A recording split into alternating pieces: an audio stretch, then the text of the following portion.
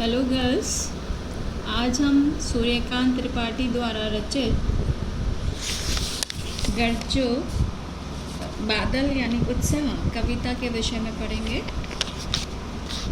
उससे पहले हम कवि के विषय में जान लेते हैं। सूर्यकांत त्रिपाठी जी का जन्म बंगाल के महिषादल में सन 1899 हुआ। वे मूलतः गढ़ाकोला जिला उन्नाव उत्तर प्रदेश के निवासी थे। निराला जी की औपचारिक शिक्षा 9वीं तक महिषादल में ही हुई। उन्होंने स्वाध्याय से संस्कृत, बांग्ला और अंग्रेजी का ज्ञान अर्जित किया। स्वाध्याय कहते हैं अपने आप अध्ययन करके। स्व माने अपने आप, अध्यय माने अध्ययन करना। वे संगीत और दर्शन शास्त्र के भी गहरे अध्येता थे, यानी उनमें भी संगीत में भी उनकी रुचि थी और दर्शन शास्त्र में भी। रामकृष्ण परमहंस और विवेकानंद की विचारधारा ने उन पर विशेष प्रभाव डाला। निराला का पारिवारिक जीवन दुखों और संघर्षों से भरा हुआ था। आत्मीयजनों के असामयिक निधन से उन्हें भीतर तक तोड़ दिया था, यानी असमय यानी अल्पायु में ही उनके जो प्रियजन थे वो उनसे दूर हो गए थे, यानी उनका निधन हो गया था। तो इस कारण उनके पारिवारिक जीवन में दुख रहा है। साहित्यिक मोर्चे पर भी उन्होंने अनवरत संघर्ष किया। अनवरत कहते हैं निरंतर। सन 1961 में उनका देहांत हो गया था। उनकी प्रमुख काव्य रचनाएं हैं अनामिका, परिमल, गीतिका, कुकुरमुत्ता और नए पत्ते। उपन्यास, कहानी, आलोचना और निबंध लेखन में भी उनकी ख्याति अस्मरणीय है। स्मरणीय कहते हैं याद करने योग्य है। निराला रचनावली के 8 खंडों में उनका संपूर्ण साहित्य प्रकाशित है।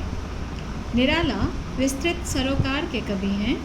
दार्शनिकता, विद्रोह, क्रांति, प्रेम की तरलता और प्रकृति का विराट तथा उदात्त चित्र उनकी रचनाओं में उपस्थित है।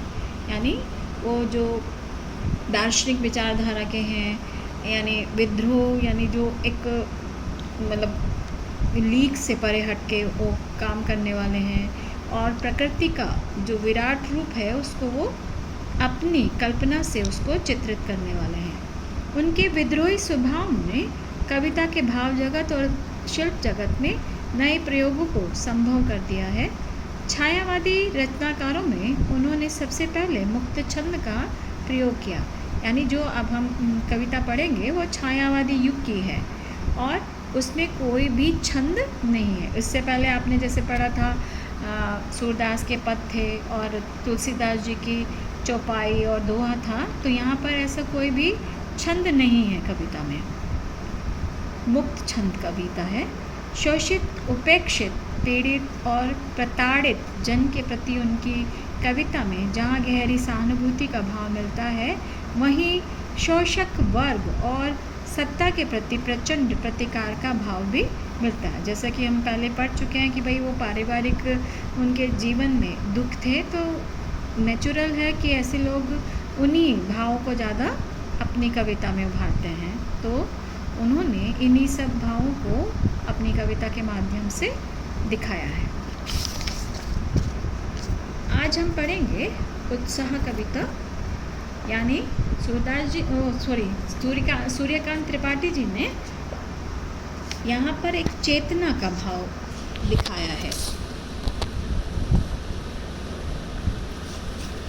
बादल गरजो घेर घेर घोर गगन धराधर ओ, ललित ललित काले घुंघराले बाल कल्पना के से पाले, विद्युत छवि उर में कवि नव जीवन वाले, वज्र छिपा नूतन कविता फिर भर दो बादल गरजो। कवि यहाँ पर जब बरसात का मौसम होता है, बारिश नहीं होती है, तो सब लोग गर्मी से तृप्त हो मतलब ग्रसित होते हैं, यानी गर्मी के कारण सभी लोगों का हाल बेहाल होता है। तो उस समय में कवि बादलों को आह्वान करता है। आह्वान के लिए ये आह्वान गीत कविता है, यानी उनको बुला रहा है। बादल गरजो कि हे बादल आओ गरजो, घेर घेर घोर गगन धराधर ओ, ललित ललित ललित काले घुंघराले। धराधर यहाँ पर बादल को कहा है कि वो धराधर यानी जिसके अंदर पानी भरा हुआ है, ऐसे बादल आकाश को चारों ओर से घेर कर गरजो।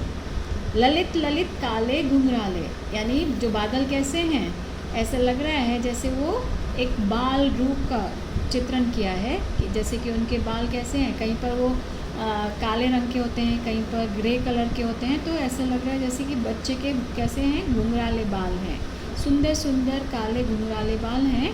बाल कल्पना के से पाले, और ऐसा लग रहा है कि जैसे वो बच्चे के रूप में उनका चित्रण कर रखा है। यहाँ पर घेर घेर में, घोर में क्या है, अनुप्रास अलंकार है, ललित ललित में अनुप्रास है, और बाल कल्पना के से पाले यानी समानता दिखाई गई है, बाल एक बच्चे के समान, तो यहाँ पर उपमा अलंकार है। विद्युत छवि उर में कवि नव जीवन वाले, वज्र छिपा नूतन कविता भर दो बादल गरजो। तो यहाँ पर कवि कह रहे हैं कि ये क्या है, कल्पना के विस्तार के समान घने हैं, यानी जिस तरह से हमारी कल्पना क्या होती है, जिसका कोई छोर नहीं होता, उसी प्रकार जो काले घने बादल हैं वो भी कल्पना के विस्तार से परे हैं। कवि कह रहे हैं कि अपने हृदय में बिजली की चमक छिपाए हो, ओ कवि संसार को नया जीवन देने वाले हो। यहाँ पर यानी जो एक कवि है, कवि की भी क्या है, कल्पना के आधार पर ही वो कविता रचते हैं, तो उस कल्पना के आधार पर नया जीवन देने वाले हो। यानी जब आकाश में बादल आते हैं, वर्षा होती है, तो सबको वो तृप्त कर देते हैं, गर्मी से गर्मी से वो राहत प्रदान करते हैं, ऐसे बादल गरजो। तो यहाँ पर कवि ने बादलों से क्रांति का भाव दिखाया है। यहाँ पर कविता संस्कृत निष्ठ भाषा है कविता में, और छायावादी युग की भाषा है। ठीक है, आगे देखते हैं। विकल विकल उन्मन थे, उन्मन विश्व के निदाग के सकल जन, आए अज्ञात दिशा से अनंत के घन, रक्त धरा जल से फिर शीतल कर दो बादल गरजो। विकल कहते हैं बेचैन होना, और उन्मन माने अनमने से, यानी जब बेचैनी रहती है तो वो व्याकुल हो जाते हैं। कवि कह रहे हैं चारों ओर जब बारिश नहीं होती तो व्यक्ति क्या है, बेचैन है, व्याकुल हैं। प्रत्येक व्यक्ति क्या है, परेशान है, लोगों के मन उचटे हुए हैं, यानी उनका मन कहीं नहीं लगता है, ऐसे अनमने से वो हो जाते हैं। विश्व के सभी लोग भीषण गर्मी के कारण क्या हैं, दुखी हैं। विश्व के निदाग के सकल जन, यानी जो संसार के लोग हैं वो गर्मी, निदाग कहते हैं गर्मी के कारण परेशान हैं।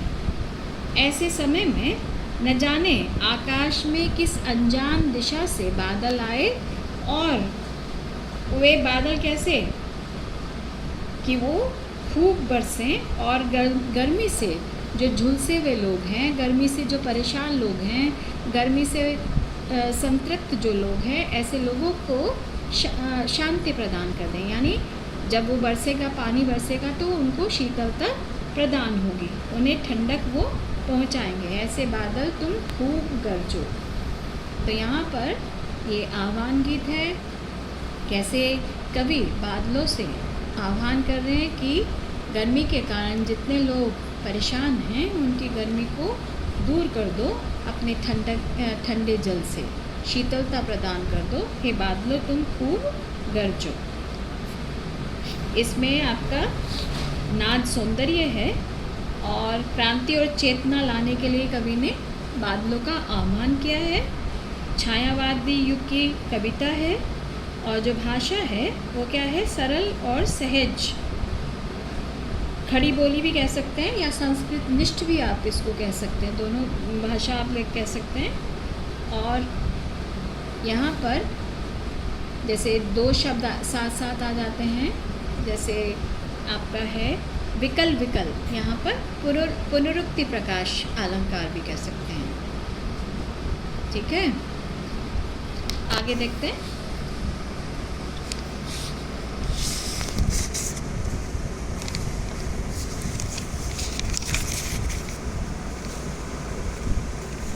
चलो ऐसा करते हैं स्टूडेंट, आज यहीं पर हम समाप्त कर लेते हैं, क्योंकि आगे अगली वीडियो में अट नहीं रही है और आपका अभ्यास कार्य पूरा कर लेते हैं। इसी के साथ हम विराम लेते हैं।